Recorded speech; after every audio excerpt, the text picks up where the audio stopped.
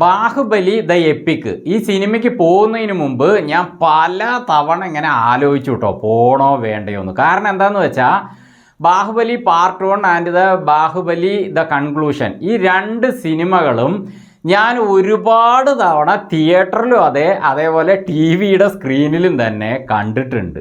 അപ്പോൾ കണ്ട് മതിയായ സിനിമയെ വീണ്ടും പോയി കാണുമ്പോൾ ബോറടിക്കുമോ എന്ന് തോന്നി. പക്ഷേ ഈ രണ്ട് സിനിമകളെയും ഒറ്റ സിനിമയാക്കുമ്പോൾ അതിൽ ഒരുപാട് മാറ്റം ചെയ്യാൻ ഉണ്ട്. കാരണം എന്താണെന്ന് വെച്ചാൽ ഒരുപാട് ടൈം ഈ സിനിമയ്ക്ക് വരും. അപ്പോൾ അതിനെ ചുരുക്കണമെങ്കിൽ കുറേ പണി എടുക്കാനുണ്ട്. അതേപോലെ തന്നെ ഈ സിനിമയിൽ പുതിയ എന്തൊക്കെയോ ചേർത്തിട്ടുണ്ട് എന്നൊക്കെ ഞാൻ പോകുന്നതിന് മുമ്പ് കേട്ടിരുന്നു. അപ്പോൾ എന്തൊക്കെയായിരിക്കും അതിൻ്റെ അവസ്ഥ മൊത്തത്തിലൊന്ന് കാണണമെന്ന് വിചാരിച്ചു. അങ്ങനെ ഞാൻ ഈ സിനിമയ്ക്ക് പോയി. അപ്പോൾ ഇത് എങ്ങനെ ഉണ്ടായിരുന്നു എന്ന് ഞാൻ അവസാനം പറയാം. അതിനു മുമ്പൊരു കാര്യം പറയാം. ബാഹുബലി പാർട്ട് 1 ബഡ്ജറ്റ് 180 കോടിയാണ്. അതേസമയം മറ്റേ പാർട്ട് 2 250 കോടിയും. അപ്പോൾ 150 കോടിയിലും അതേപോലെ 250 കോടിയിലും ഇറങ്ങിയ ഈ സിനിമകൾ സത്യം പറഞ്ഞാൽ ഇത്രയും ബ്രഹ്മാണ്ഡമായിട്ട് എങ്ങനെ രാജമൗലി ഇത് ഒപ്പിച്ചു എന്നുള്ളത് അതിശയിപ്പിക്കുന്ന ഒരു മാറ്റർ തന്നെയാണ് എന്നെ സംബന്ധിച്ചിടത്തോളം. കാരണം എന്താണെന്ന് വെച്ചാൽ ഇപ്പോൾ ഇറങ്ങുന്ന പല സിനിമകളും 1000 കോടി, 400 കോടി, 300 കോടി, 600 കോടി എന്നൊക്കെ പറഞ്ഞ് ഇറങ്ങുന്നുണ്ടെങ്കിലും നമ്മൾ തിയേറ്ററിൽ പോയി നോക്കിക്കഴിഞ്ഞാൽ എന്താ അവസ്ഥ? സ്ക്രീനിൽ ആ പറഞ്ഞ കോടിക്കുള്ളതൊന്നും കാണാനില്ല. കാരണം എന്താണെന്ന് വെച്ചാൽ ആ സിനിമയുടെ ബഡ്ജറ്റിൻ്റെ പകുതിയോളം തന്നെ നായകന് തന്നെ പ്രതിഫലമായിട്ട് പല സിനിമകൾക്കും കൊടുക്കുകയാണ്. പകുതിയല്ല, ചില സിനിമകൾക്ക് 3/4 ബഡ്ജറ്റിൻ്റെ ഭാഗം കൊടുക്കുകയാണ്. പിന്നെ എങ്ങനെ നമുക്ക് തിയേറ്ററിൻ്റെ സ്ക്രീനിൽ കാണാനുണ്ടാവും? ബ്രഹ്മാണ്ഡം, പേരിന് മാത്രം ഒരു ബ്രഹ്മാണ്ഡമായിട്ട് ഒരുപാട് സിനിമകൾ ഇറങ്ങുകയാണ്. അപ്പോൾ ആ ഒരു മാറ്റർ വെച്ച് നോക്കുമ്പോൾ രാജമൗലി ചെയ്തിരിക്കുന്നത് അപ്രീഷിയേറ്റ് ചെയ്യാതിരിക്കാൻ ഒരു ഇന്ത്യൻ സിനിമാ പ്രേമിക്കും സാധിക്കില്ല. കാരണം അതുപോലത്തെ സംഭവങ്ങളാണ്, ബ്രഹ്മാണ്ഡമാണ് ഈ രണ്ട് സിനിമകളിലും രാജമൗലി ചെയ്തിരിക്കുന്നത്. എൻ്റെ അഭിപ്രായത്തിൽ ഇന്ത്യൻ സിനിമയുടെ തന്നെ ചരിത്രത്തിൽ തന്നെ എഴുതി വെക്കേണ്ട, സുവർണ ലിപികളിൽ എഴുതി വെക്കേണ്ട സിനിമയാണ് ബാഹുബലി ഫസ്റ്റും സെക്കൻഡും. അതുപോലെയാണ് അയാൾ ഹാർഡ് വർക്ക് ചെയ്ത് ഡെഡിക്കേഷൻ ചെയ്ത് ആ സിനിമ എടുത്തിരിക്കുന്നത്. ആ കാര്യത്തിൽ ശരിക്കും പറഞ്ഞാൽ എൻ്റെ അഭിപ്രായത്തിൽ മറ്റേ ഹോളിവുഡ് മൂവികളെ പോലും ഈ ബാഹുബലിയുടെ മുമ്പിൽ കിടുകിട വിറയ്ക്കുന്ന ലെവലിലുള്ള ബ്രഹ്മാണ്ഡമാണ് രാജമൗലി ചെയ്തു വെച്ചിരിക്കുന്നത്. അപ്പോൾ ഇതുപോലത്തെ സിനിമകൾ ഇനി ഇറങ്ങുമോ എന്ന് എനിക്കറിയില്ല. ശരിക്കും ഈ സിനിമയുടെ കഥ എന്താണ്? രാജാവ്, രാജഭരണം, അതിനെ സംബന്ധിച്ചാണ്. അപ്പോൾ രാജവംശം, അപ്പോൾ രാജാവിൻ്റെ ആ ഒരു രാജ്യത്തിൻ്റെ അവസ്ഥ, അവിടെയുള്ള കോട്ടകൾ, പിന്നെ രാജാവിൻ്റെ നീതി, രാജാവിന് ഫേസ് ചെയ്യേണ്ടി വരുന്ന കുതന്ത്രങ്ങൾ, അങ്ങനെയുള്ള എല്ലാ കാര്യങ്ങളും തന്നെ വളരെ മനോഹരമായിട്ട് എഴുതി പുള്ളി രാജമൗലി ചെയ്ത സിനിമയാണ് ഈ രണ്ട് ബാഹുബലി പാർട്ട് 1ഉം പാർട്ട് 2ഉം. അപ്പോൾ ഇതുപോലത്തെ സിനിമകൾ ഇനി ഇറങ്ങുമെന്ന് പുള്ളിയെപ്പോലുള്ള ഡയറക്ടേഴ്സ് ചിന്തിച്ചാൽ മാത്രമേ നടക്കുകയുള്ളൂ. അതെനിക്ക് ഉറപ്പില്ല. എന്തായാലും ഈ സിനിമകൾ നമ്മുടെ ഇന്ത്യക്ക് തന്നെ വളരെ വലിയ അഭിമാനിക്കാവുന്ന സംഭവങ്ങൾ തന്നെയാണ്. ഇനി ബാഹുബലി ദ എപ്പിക് എങ്ങനെയുണ്ടായിരുന്നു എന്ന് പറയാം. ഇതിൽ തമന്നയും ബാഹുബലിയും തമ്മിലുള്ള പ്രണയരംഗങ്ങളുണ്ടല്ലോ, അത് ഒരുപാട് കട്ട് ചെയ്തിട്ടുണ്ട്. അവർ തമ്മിലുള്ള ആ ഒരു സോങ്, അതേപോലെ സംഭാഷണങ്ങൾ, പിന്നെ അതേപോലെ പ്രണയം, ഇവർ തമ്മിലൊരു ആക്ഷൻ പോലെയൊക്കെ കാണിക്കുന്നുണ്ടല്ലോ, അതെല്ലാം തന്നെ കട്ട് ചെയ്തിട്ട് അവരുടെ ഒരു കഥ പറയുന്ന രീതിയിലാക്കി ചുരുക്കിയിട്ടുണ്ട് ഈ സിനിമയിൽ. അതേപോലെ ഈ സിനിമയിലെ ഏറ്റവും സ്ട്രോങ് ക്യാരക്ടർ ആരാണ്? ലേഡി ക്യാരക്ടർ അനുഷ്ക ഷെട്ടിയുടെ ദേവസേനയാണ്. അപ്പോൾ ഈ ദേവസേനയെ രക്ഷിക്കാനുള്ള ഒരു ടീമുണ്ടല്ലോ, ആ ടീമിലെ അംഗമാണ് തമന്ന എന്ന് നമുക്കറിയാം. അപ്പോൾ ആ ടീം ഒരു ഗുഹയിൽ വെച്ച് സംസാരിക്കുന്ന കാര്യങ്ങൾ, അതേപോലെ അങ്ങനത്തെ കുറേ കാര്യങ്ങൾ ഇതിൽ കട്ട് ചെയ്തിട്ടുണ്ട്.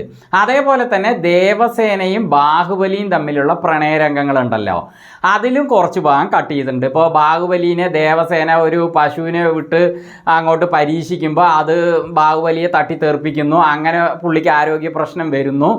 അപ്പോൾ ബാഹുബലിയെ ഈ ദേവസേന തന്നെ ശുശ്രൂഷിക്കുമ്പോൾ ഒരു സോങ് ഉണ്ട്, അതുപോലെ അവിടെ പ്രണയമൊക്കെ ഉണ്ട്, അതൊക്കെ തന്നെ കട്ട് ചെയ്തിട്ടുണ്ട്. അപ്പോൾ അങ്ങനത്തെ കുറേ സംഭവങ്ങൾ ഈ സിനിമയിൽ കട്ട് ചെയ്തിട്ടുണ്ട്. പക്ഷേ ഇതൊക്കെ തന്നെ ഈ രണ്ട് സിനിമകളെ ഒന്നിക്കുമ്പോൾ നമുക്ക് കട്ട് ചെയ്താലും അതൊരു കുറവായിട്ട് തോന്നുന്നില്ല. ശരിക്കും അത് കട്ട് ചെയ്യണം, കട്ട് ചെയ്താലേ ഉള്ളൂ അത് നമുക്ക് ഒന്ന് ബോറടിക്കാതെ. വളരെ ലെങ്ത് ആയാലും പ്രശ്നമാണല്ലോ. അപ്പോൾ അതൊക്കെ രാജമൗലി വളരെയധികം ശ്രദ്ധിച്ചിട്ട് ആവശ്യമില്ലാത്ത സംഭവങ്ങളൊക്കെ കട്ട് ചെയ്തിട്ടുണ്ട്. അതേസമയം ബ്രഹ്മാണ്ഡമായിട്ട് പുള്ളി എടുത്തിരിക്കുന്ന ഒരു സീന് പോലും പുള്ളി, ഒരു സീനല്ല മിക്ക സീനുകളും പുള്ളി ഈ സിനിമയിൽ ഉപയോഗിച്ചിട്ടുണ്ട്. ചില സീനുകൾ കട്ട് ചെയ്തിട്ടുണ്ടായി ഞാൻ പറയാം. പക്ഷേ ബ്രഹ്മാണ്ഡമായിട്ടുള്ള എല്ലാ സംഭവങ്ങളും സോങ്ങുകളും എല്ലാം തന്നെ ഈ സിനിമയിലുണ്ട്. അപ്പോൾ അതുകൊണ്ട് തന്നെ ഇതിൻ്റെ ഫസ്റ്റ് പാർട്ടും സെക്കൻഡ് പാർട്ടും ഒരുമിച്ച് വളരെ ചുരുക്കി മനോഹരമായിട്ട് രാജമൗലി ഒരുക്കിയിരിക്കുകയാണ്. പിന്നെ ഇതിൽ ഇവർ തമ്മിൽ മറ്റേ കാളകേയനുമായിട്ടുള്ളൊരു യുദ്ധം നടക്കുന്നുണ്ടല്ലോ. അപ്പോൾ ഈ ഒരു കർട്ടനെ രണ്ട് ഉണ്ടകൾ വെച്ചിട്ട് അങ്ങോട്ട് എറിഞ്ഞിട്ട് ആ കർട്ടനെ കത്തിക്കുന്നുണ്ടല്ലോ. അങ്ങനെ കുറേ പേരെ കൊല്ലുന്നുണ്ടല്ലോ ആ മറ്റേ കാളകേയൻ്റെ ആ ഒരു സൈനികരെയൊക്കെ.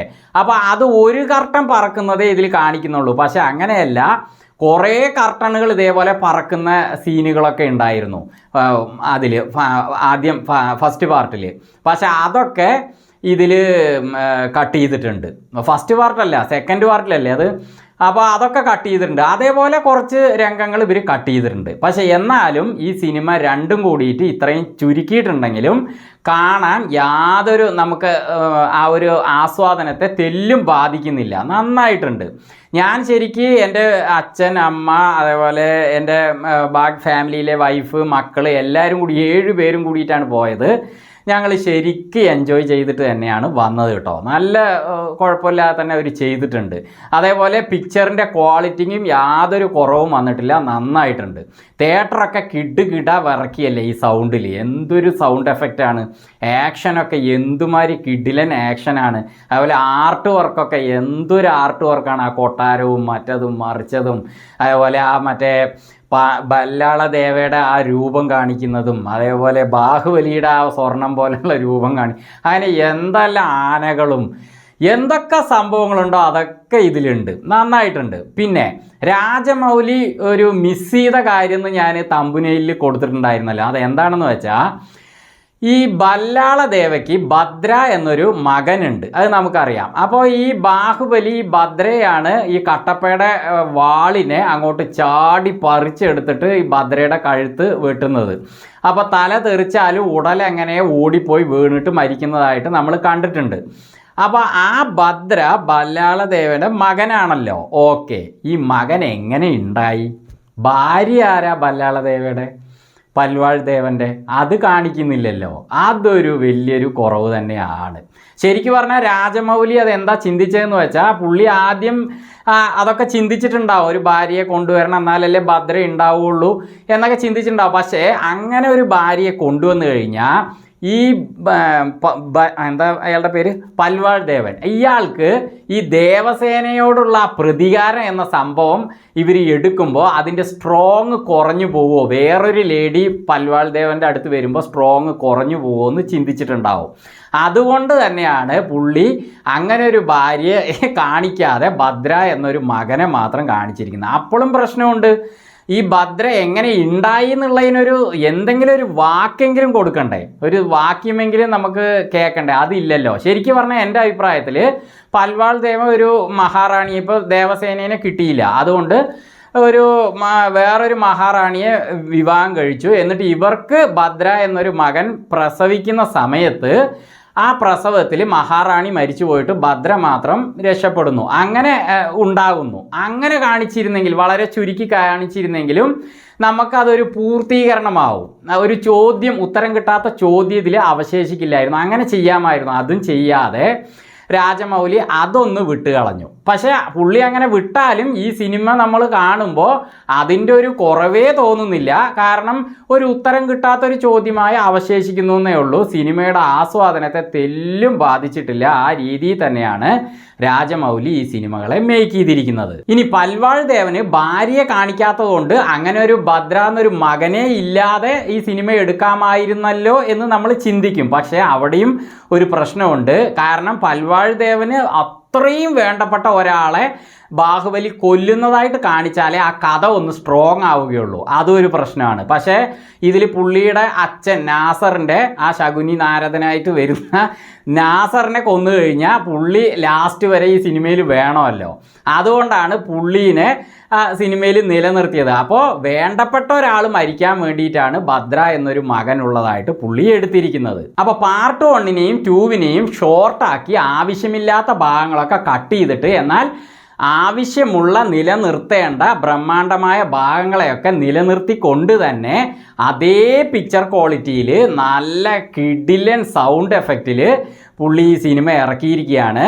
എല്ലാവരും പോയിട്ട് എൻജോയ് ചെയ്ത് കാണാൻ പറ്റിയ മൂവി തന്നെയാണ് ബാഹുബലി ദ എപ്പിക്.